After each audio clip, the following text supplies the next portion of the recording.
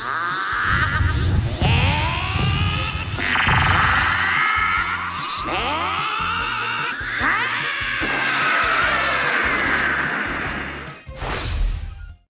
tout le monde, c'est Ansei, j'espère que vous allez bien. On se retrouve aujourd'hui pour papoter un petit peu de Dragon Ball Super, pour résumer un petit peu l'arc Golden Freezer, vous faire part un petit peu de moi, ce que j'en ai pensé de cet arc, et puis un peu parler de la suite de l'anime Dragon Ball Super, qu'est-ce qu'on peut en attendre, qu'est-ce que nous prépare la Toei.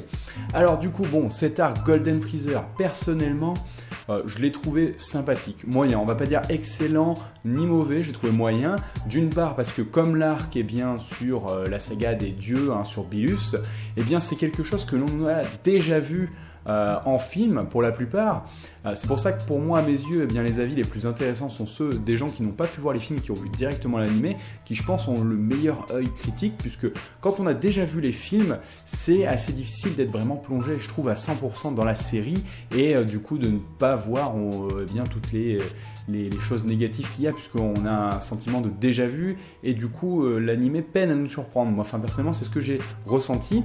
Alors dans cet arc Golden Freezer, personnellement, ce que j'ai préféré, c'est tout le début de l'arc, où il y a de l'exclusif. Alors il y a pas mal de choses un petit peu hors série, basées sur l'humour, avec le fameux Satan Super Saiyan, etc., etc. Bon, c'est vrai que tout ça, on s'en fiche un petit peu. Mais là où c'est vraiment très intéressant, j'ai trouvé pour moi, c'est tout ce qui va être entraînement de Goku et Vegeta dans le monde des dieux, comment ils sont allés là-bas, donc de voir Vegeta qui fait tout pour pouvoir partir là-bas, ainsi que Goku qui lutte finalement contre sa femme pour pouvoir y aller, toutes ces petites choses-là étaient plutôt sympas, et de voir un peu nos héros dans leur quotidien est plutôt assez intéressant. Par contre, ce que j'ai trouvé dommage, c'est par rapport à l'entraînement de Goku et Vegeta, finalement on ne voit pas à 100% comment ils ont atteint leur nouveau stade donc de Super Saiyajin Blue. On ne voit pas, moi c'est quelque chose qui me tardait de voir, j'espérais que l'animé allait répondre à cette question, finalement ce n'est pas le cas. Alors c'est peut-être pas une si mauvaise chose, parce que peut-être que c'est pour servir le manga plus tard, on aura peut-être le droit à un flashback, on pourrait les voir comment pendant leur entraînement ils ont atteint ce stade, puisque ils savent très bien tous les deux, ils ont dû très bien se voir se transformer, puisque Goku n'est pas surpris quand Vegeta se transforme en Super Saiyajin Blue. Et idem pour Vegeta, quand il voit Goku se transformer en Super Saiyajin Blue, il n'est pas surpris de cette forme, c'est qu'ils connaissent cette forme, ils l'ont bien maîtrisée, bien apprise, donc c'est quelque chose qui m'intéresse au plus haut point personnellement. Donc après, le facteur principal de cet arc, c'est forcément la résurrection de Freezer, donc on n'en apprend pas plus finalement que dans le film. Alors forcément, si on parle un peu de l'animation, c'est forcément en dessous de la qualité du film, ça c'est normal. Alors il y a des épisodes, c'est toujours bancal, personnellement l'animé pour moi à mes yeux a toujours été bancal, il y a du très bon, du très mauvais, voilà, ça varie, ça doit être aussi forcément le facteur de développement de la série, puisque un épisode par semaine, il faut que ça tourne, il faut que ça aille vite, donc malheureusement c'est au détriment parfois de la qualité qui, heureusement, a l'air d'être rehaussée à la sortie des box Blu-ray, du moins c'est ce qu'on est dit sur ceux qui arrivent à se les procurer, les box japonaises, des Blu-ray apparemment, ils montrent des images où les épisodes sont retravaillés. Donc du coup, oui, ce Freezer. Alors moi, personnellement, Freezer, de le revoir, ça fait plaisir, puisque c'est quand même un des méchants les plus charismatiques, on va dire, de Dragon Ball Z, de la saga Z, cette saga qui nous a tous marqué, avec la première, finalement, grosse transformation de Super Saiyan. Donc toute cette résurrection est quand même un gros clin d'œil à cet arc. Le problème, c'est que j'ai trouvé dommage que Freezer n'ait pas assez travaillé pour moi. On a un gros sentiment que, il fait que répéter, voilà, je veux me venger, tu m'as fait subir des choses horribles, j'ai vécu l'enfer au paradis, c'est un petit peu voilà, et finalement il ne revient que ça, il n'y a pas vraiment grand chose dans le scénario. Pour moi la grosse partie qui est vraiment dommage en fait finalement, c'était que le fait que Goku réaffronte Freezer et obtienne sa forme finalement entre guillemets de Super Saiyajin Blue face à lui, enfin il l'a déjà obtenu avant mais qu'il la montre face à lui, est un gros clin d'œil à ce qu'on a pu connaître avant. Ce qui est dommage, c'est que quand Vegeta prend sa place, dans le film c'était assez épique, dans la série j'espérais finalement que ce passage serait retravaillé et qu'on nous apporterait peut-être un peu plus de choses, puisque Vegeta lui théoriquement n'a pas eu sa vengeance face à Freezer, il a quand même subi une sorte d'esclavagisme face à Freezer. Freezer c'est celui qui a détruit sa planète, etc. Donc je pense qu'on espérait tous quelque chose de plus travaillé face à ça, et c'est pas le cas, et ça c'est un grand dommage, même si le combat reste vraiment sympa, même sur l'animé, j'ai trouvé le combat Vegeta-Freezer Freezer vraiment très bien foutu et ça m'a vraiment donné des frissons. Autant que dans le film, personnellement, voilà, j'ai adoré ce passage, j'adore cette scène où finalement Vegeta reprend les devants, mais voilà, j'espérais quelque chose de peut-être un peu plus travaillé. Là pour le coup, ça m'aurait pas dérangé qu'il fasse un petit peu durer le spectacle sur quelques épisodes, et voilà, quelque chose de plus travaillé sur Vegeta, sur bien sa manière de penser, etc., sur cette vengeance, accentuer cette vengeance. Pourquoi pas même changer finalement la fin du film, où c'est Goku qui reprend la vedette, donc ça aurait pu être sympa. Alors après, cette fin, ce final, autant quand j'ai vu le film, me décevait parce que j'aurais espéré que ce soit Vegeta qui le finisse. Et puis au final, quand on prend du recul, c'est pas si mal, ça donne une grosse leçon à Goku. Goku, il en prend plein son grade, puisqu'on nous met vraiment en avant le fait qu'il est trop naïf par moment, qu'il est trop gentil et que ça peut lui coûter très très cher. Donc c'est vraiment une leçon pour le personnage. Alors est-ce que ça va servir le scénario plus tard? Je l'espère. Pour qu'ils appuient autant là-dessus, je pense que oui. Donc ça, c'était une des choses finalement qui est pas si mal dans ce scénario. Alors, il y a pas mal aussi eu de critiques sur le fait qu'il se fait battre en un coup de pistolet laser. Alors, j'ai fait une seconde vidéo par rapport à ça justement, donc si vous ne l'avez pas vu, je vous invite à la voir, où on a un peu débattu ensemble du pourquoi, du comment. Donc bon, au final, c'est peut-être pas si... voilà, ça paraît pas crédible, mais finalement, ça l'est plutôt si on regarde un peu ce qui s'est passé avant. Alors sinon, dans cet arc Golden Freezer, il y a eu des choses quand même qui m'avaient pas mal plu, mais qui des fois étaient rapidement abandonnées. C'était un peu dommage, comme par exemple la mort de Piccolo, qui là pour le coup est totalement inédite, quelque chose qui survint comme ça, on s'y attend pas, c'était plutôt pas mal, mais ce qui est dommage c'est que c'est tout de suite dédramatisé derrière, parce qu'ils disent oh non mais c'est bon, on va utiliser les Dragon Ball de Namek. Alors il y a autre chose qui avait été rajoutée par rapport au film qui est plutôt sympa, c'est l'arrivée de Champa, au moment où Beerus et Champa se croisent donc dans l'univers 7, finalement je pense que c'est une première apparition de Champa face à Beerus, puisqu'on a déjà vu vite fait Champa qui se balade comme ça, qui fait péter des planètes. Donc voilà la rencontre. J'ai bien aimé cette scène rapide, courte, un peu tendue, et de voir cette relation, voir la mise en scène, puisqu'on l'a déjà vu un peu ceux qui suivent les mangas papier, mais voir la mise en scène animée, un petit peu les deux personnages face à face, était assez plaisant et promet pas mal de choses pour la suite. Donc ça c'est une des choses qui m'intéresse le plus, justement parlons-en de cette suite, puisque pour moi, ces deux premiers arcs, c'était une mise en bouche, et ce qui m'intéresse réellement va arriver maintenant, le prochain arc. On a fini, Golden Freezer, la bataille des dieux, toutes ces choses-là ont été critiquées, des gens ont apprécié, d'autres moins.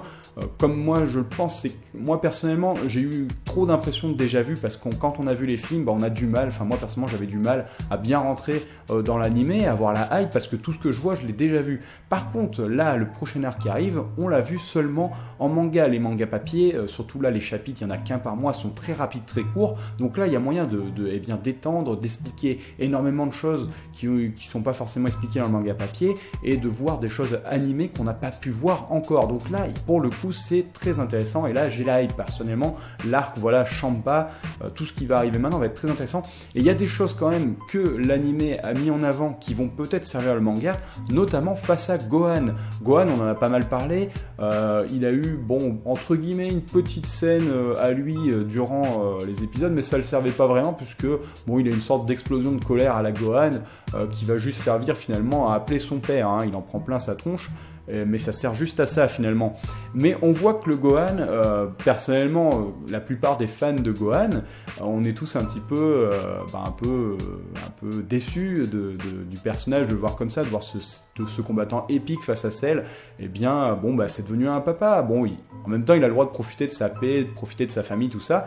Mais comme beaucoup le pensaient, c'est que le fait de se faire, on va dire, ridiculiser par Freezer comme ça, de se faire écraser, de prendre conscience qu'il ne peut pas défendre sa famille au détriment, il est obligé de compter sur les autres pour défendre sa famille, on voit que ça lui a mis un coup, et du coup, il demande à Piccolo de l'entraîner, tout ça. Donc ça, c'est quelque chose qu'on voit pas du tout dans le manga papier. Et donc du coup, je pense que ça risque de servir la suite. Donc là, j'en parlerai pas pour ceux qui ne lisent pas le manga papier. Mais pour ce qui va arriver après, j'ose espérer que Gohan, du coup, aura peut-être une remise en avant. Certes, ce n'est pas possible, je pense, qu'il revienne au premier plan, puisque maintenant, on sait que c'est Goku, Vegeta, etc. Maintenant que Goku est au top du top, mais c'est possible sans doute de le revoir venir.